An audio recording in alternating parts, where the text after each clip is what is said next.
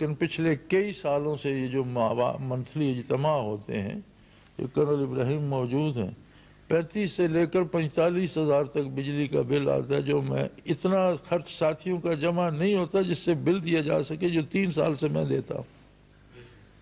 پچھلے 3 سال سے اگرچہ سارا گوشت اس ریوڑ کا پکتا ہے جو میں نے اسی غرض سے پالا ہوا ہے کہ جب ساتھی کل بھی میرے 2 جانور ذبح ہوئے جو شام کا آپ کا کھانا ہوا۔ یہ میں احسان کے لیے نہیں کہتا، یہ اللہ کا مجھ پر احسان ہے کہ وہ میرا مال قبول فرماتا۔ پچھلے سال جہاں ہمارے علاقے میں کسی کی گندم نہیں ہوئی، میں نے ٹیوب ویل لگا رکھے، میری 500 من گندم ہوئی۔ میں نے اس میں سے 90 بیوری وہ بیچ دی جو ٹریکٹروں کا اور تیل کا خرچ تھا، وہ میں نے پورا کر لیا۔ باقی میں نے شاید زیادہ سے زیادہ 2 گھر ہیں میرے، میں نے 30 من 40 من رکھی ہوگی، باقی یہاں دارفان میں ڈیمپ کر دی اور اجتماع میں ساتھی کھاتے رہے۔ اور ہمیشہ اسی طرح ہوتا ہے الحمدللہ کہ جو کچھ بچتا ہے وہ یہاں آ جاتا ہے۔ اور میں نے کبھی پیسے کا یا کبھی غلے کا یا کبھی جنس کا کبھی حساب کیا نہیں، اس لیے نہیں کہ کسی پر احسان کر رہا ہوں، اس لیے کہ اپنے لیے زاد آخرت جمع کر رہا ہوں۔ اس لیے کہ شاید کون ایک لقمہ کھائے اور اللہ اس بات پہ راضی ہو جائے۔ کوئی ایسا اللہ کا بندہ یہاں آ جائے جس کے اس پہ اللہ راضی ہو جائے، وہ کسی پر احسان کر کے نہیں۔ لہذا اللہ کا مجھ پر احسان ہے کہ میں صاحب حیثیت آدمی تھا، صاحب حیثیت ہوں۔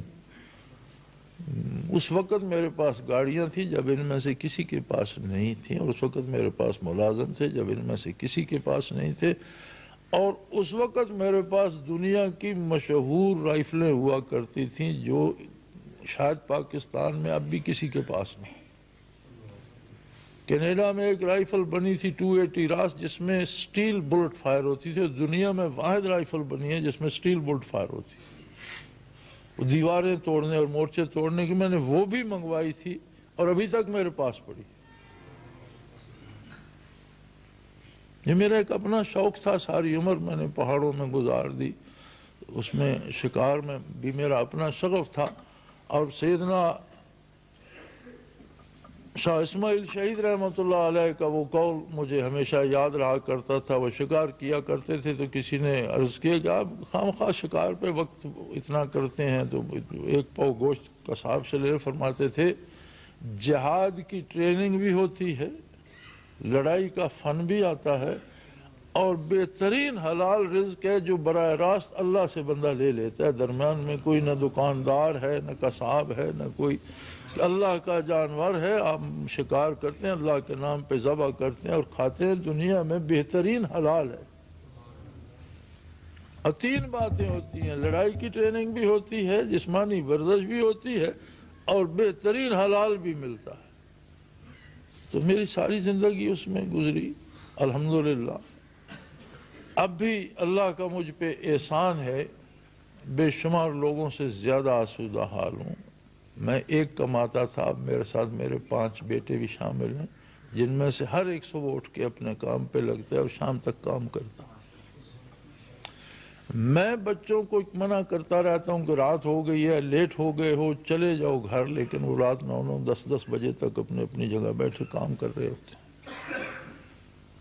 ایک کماتا تھا تو اللہ کا اتنا احسان تھا، اب ہم 6 کماتے ہیں۔ میں بھی اپنا کام آج بھی اتنا ہی کرتا ہوں جتنا پہلے کرتا تھا۔